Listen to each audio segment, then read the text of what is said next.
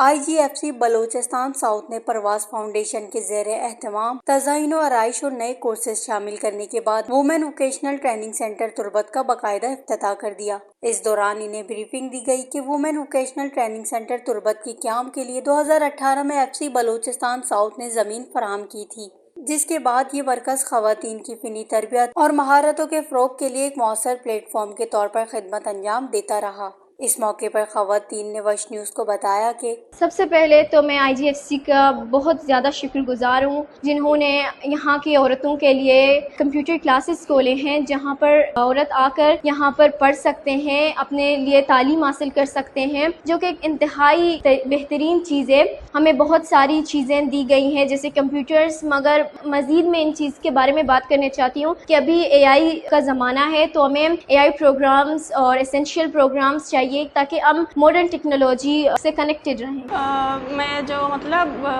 جو پارستی ماں ششمائی بھی کنی سیمائی بھی کنی یعنی فی الحال میں سیمائی کورس چلے گا ہاں ماں 20 اسٹوڈنٹ زوری اور پدہ میں جو ہستے جو سینٹر جو ہستے یعنی فوجیاں صحیح کوتا جو میں مشین جو ہستے میں جن دے گا لیکن انی صحیح فوجیاں کوتا گا اور میں مطالبہ ہمیشہ ہیں کہ ہمارا پروجیکٹ بھی دیا کار واسطہ۔ ادارے کے سوشل ویلفیئر ڈپٹی ڈائریکٹر امتیاز سخی نے وش نیوز کو بتایا کہ مروچی تربت توکا وومن ووکیشنل ٹریننگ سینٹر باقاعدہ طور پر ابتدا ہوتا مروچی IGFC کا یہ سینٹر ابتدا ہوتا من ہمیں کو شکل اٹھا کہ IGFC بعض ماں منتوار ہوں کمانڈنٹ FCA بھی بعض منتوار ہوں کہ ہاں یہ سینٹر ساریا ویسی فنکشنل بوتا بلے سینٹر جیند یہ عمارت باز خستہ حالت کا ہوتا انو FC ساؤتھ